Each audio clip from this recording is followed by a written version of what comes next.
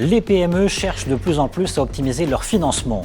Une des solutions est le leasing, souvent méconnu, qui permet de financer leur équipement. Alors quelles sont les opportunités à saisir? Quel état des lieux du marché du leasing? Et quels avantages pour les entreprises? On en parle dans Matin Business. Bonjour Mehdi. Bonjour, ça va? Ça va. Bonjour Karim. Bonjour Landry. On va donc parler du leasing. Quel avenir et quelles potentialités, quelles opportunités pour vous, patrons de PME ou encore d'entreprises? Quelles opportunités d'investissement? C'est le sujet de Matin Business et on va commencer comme d'habitude avec d'abord un état des lieux du leasing. Vous allez le voir que c'est un outil de service au service de votre croissance. Alors Karim, peut-être la première question que je voudrais vous poser, qu'est-ce que le leasing? Quel type d'investissement il propose? Le leasing, appelé également Crédit Bail, est un levier de financement parmi tant d'autres. De façon classique, on a plus affaire au crédit moyen terme qui finance la plupart des investissements. C'est le plus emprunté pour les opérateurs économiques, mais le leasing est là pour apporter des solutions complémentaires spécifiques à certaines entreprises. Comment justement le leasing il s'inscrit aujourd'hui dans l'évolution des modes de financement? Alors, tout d'abord, si je devais en fait présenter le leasing, il prend la forme d'une location avec option d'achat d'un bien d'équipement ou un bien immobilier à usage professionnel que le leaser acquiert pour le compte de son client investisseur et le met à sa disposition. Cela concerne en général du matériel roulant, des engins de travaux publics ou encore de l'équipement industriel ou médicaux. Le leasing a contribué dans le développement macroéconomique depuis plus de 60 ans. En 2025, l'encours porté par le secteur, il dépasse les 60 milliards de dirhams. 60 milliards de dirhams. Tout à fait. Sur la seule année 2025, ce sont près de 24 milliards de dirhams de financement en leasing qui ont été distribués au niveau national et ça a touché aussi bien les grandes entreprises, les PME, TPE et professions libérales, sur pas mal de sujets hautement stratégiques. Et vous me corrigez si je me trompe, mais secteur qui reprend une croissance forte, on peut dire ça comme ça? Tout à fait, puisqu'en 2025, il a enregistré, tout opérateur confondu, plus 25% par rapport à l'année 2024. Alors, quels sont les secteurs aujourd'hui qui sont financés en priorité par le leasing? Alors, si je devais citer les plus importants qui ont été financés en leasing, on a d'abord en fait le secteur des bâtiments et travaux publics et le transport qui pèse pour à peu près 5 milliards et demi chacun, 23% en fait des financements distribués. Vient par la suite le secteur industriel qui pèse pour à peu près 20% dans des secteurs comme l'agroalimentaire, la chimie et certaines industries manufacturières. Vient par la suite le commerce qui pèse pour 13%. Et enfin, j'aimerais mettre en avant le secteur de la santé qui pèse quand même pour 6%. On voit aujourd'hui les cliniques, mais aussi les médecins en cabinet se diriger vers ce type de financement de par sa simplicité de mise en place, notamment pour tout ce qui est en fait infrastructure ou encore équipement médical. Aujourd'hui, on voit le secteur privé là-dessus se développer grâce à cet outil, entre autres. Alors, ce qui nous amène à notre deuxième partie, on va parler défis et opportunités pour le leasing. Justement, dans quel cas, Mehdi, le leasing est-il plus pertinent qu'un crédit classique? Alors, le leasing, tout d'abord, il est tellement adaptable qu'il permet de se situer par rapport à un besoin spécifique de l'entreprise. Ce n'est pas comme un moyen classique où, je dirais, entre parenthèses, les paramètres sont prédéfinis. Là, on peut pertinemment commencer par plutôt une avance, qu'on peut ne pas avoir d'avance. On peut renégocier et négocier la valeur résiduelle. On peut également, et c'est important, bénéficier de l'accompagnement du leaser. Et c'est toute la particularité, c'est que le leaser avant tout devient un professionnel, contrairement au crédit classique où la relation, c'est une relation uniquement de financement.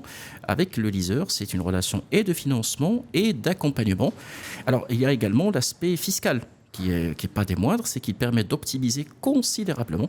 Et je peux aujourd'hui, en toute modestie, en étant un conseiller financier, je peux aujourd'hui témoigner du fait que le leasing, c'est le meilleur moyen d'optimiser en matière d'investissement les besoins d'investissement pour effectivement résorber ce choc de la TVA d'un côté et l'adapter en fonction des capacités de financement de chaque opérateur économique. Alors on voit souvent dans le leasing une opportunité de modernisation des équipements plus rapide, plus efficace sur le moyen et long terme.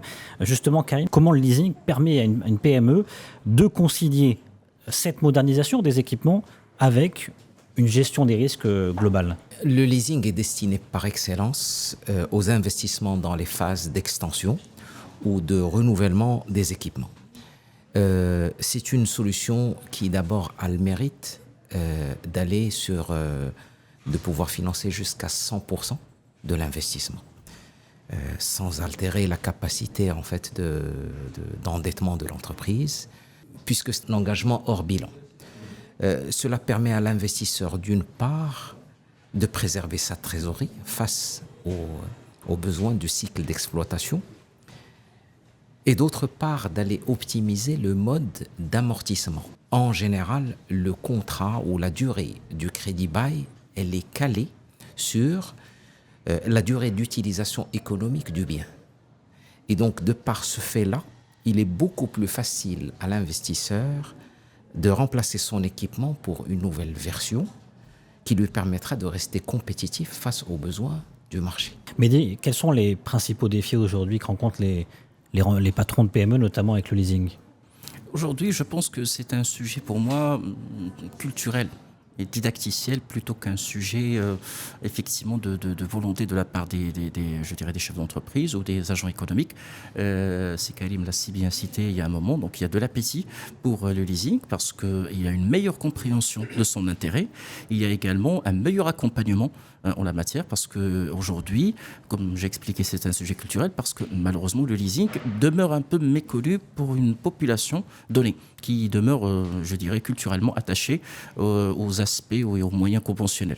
Allez, on va parler du leasing et quel avenir justement pour le leasing et pour les agents économiques. Karim, quel accompagnement aujourd'hui pourrait être déployé pour les PME pour les aider à tirer pleinement profit des avantages du leasing? À mon sens, l'accompagnement dépasse aujourd'hui le conseil en investissement lui-même. Aujourd'hui, les investisseurs ont besoin de conseils, d'informations pertinentes pour leurs activités, voire des formations. Au niveau aujourd'hui de Wafabaye et au niveau du groupe, par exemple, si je peux en fait donner notre exemple. Il y a une marque de fabrique, Wafabaye? Oui, qui s'inspire un peu de la culture du groupe Tijari Wafabank, à l'instar de ce qu'on voit au niveau des plateformes comme Dar al-Muqawil, ou encore Tijari Entreprise, ou encore Club Afrique Développement. On met en avant un certain nombre, je dirais, de services non financiers pour accompagner l'investisseur. D'abord, de façon simple, on a le conseil.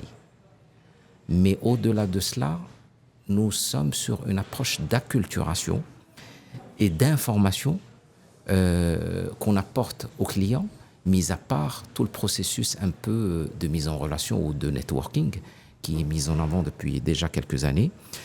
L'idée est de mettre à disposition à l'investisseur qui en ont besoin un ensemble d'instruments qui les aideront à mieux appréhender leur projet. Et tout cela prend un certain nombre de formats qui vont au-delà du conseil. Ça peut être des séminaires, des webinaires, des débats comme ce qu'on est en train de faire aujourd'hui, et qui leur permettront de mieux optimiser leur investissement et leur montage depuis l'idée jusqu'au financement et bien évidemment la concrétisation de leurs investissements. Quelles innovations pourraient justement renforcer l'attractivité du leasing dans les années à venir? Plusieurs. Mais si je devais mettre en avant une des innovations, on peut très bien penser aujourd'hui à un parcours 100% digitalisé. Un parcours leasing 100% digitalisé. Certes, il reste quelques réglages, aussi bien au niveau technique que juridique. C'est pas aujourd'hui en fait qu'on les a. Mais nous sommes sûrs qu'à l'horizon 2030, c'est quelque chose qui va être opérationnel et dans les mœurs dans notre secteur. Alors on parle aussi beaucoup de la transition écologique. C'est un impératif pour les entreprises de plus en plus. Mehdi Fakir, le leasing, c'est un levier stratégique aujourd'hui pour les patrons d'entreprises qui veulent aller dans ce sens-là, davantage de transition écologique? Absolument, parce que le leaser, son rôle, ce n'est pas uniquement de financer, il se positionne comme étant un prescripteur. Et comme j'ai dit, les leasers, ils ont accumulé une expérience pendant des années pour accompagner les jeunes entrepreneurs, la nouvelle entreprise, l'entreprise qui est déjà en phase de transformation, donc notamment énergétique et autres. Et le leasing également, il comporte des variétés telles que le leaseback à étudier bien sûr. Et c'est, je dirais, cette culture-là, cette maturité je dirais, de ce secteur est mise à la disposition et mise au profit de ces acteurs économiques pour qu'ils en profitent non seulement pour leur transformation énergétique, parce que attention, la transformation ce n'est pas uniquement un effet de mode, mais c'est également un moyen considérable pour optimiser les coûts et la facture énergétique notamment. Là, effectivement, le leaser il joue un rôle très très important pour orienter, non seulement que financièrement, mais également qualitativement et stratégiquement. Messieurs, pour terminer cette émission, en une idée simple, quel est le message clé à retenir sur le leasing? Mehdi? C'est tout simplement de dépasser, je dirais, cette méconnaissance de cet outil formidable et d'étudier fortement, de recourir à ce mode de financement, effectivement, pour, je dirais, en faire un vrai levier pour l'évolution et pour la croissance de l'entreprise marocaine.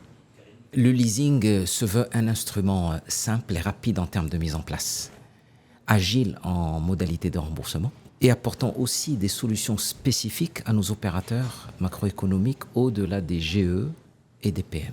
Il s'adresse aussi à la TPE et aux professions libérales pour le financement de tout type d'équipement, comme on a pu le constater.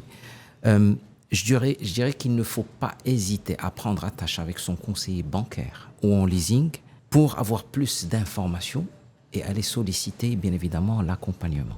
Bon, moi je sais ce qu'il me reste à faire en tout cas. Première agence au Favaille. Merci beaucoup Karim. Merci Landry. Merci Mehdi. Merci Landry. À très bientôt dans Matin Business.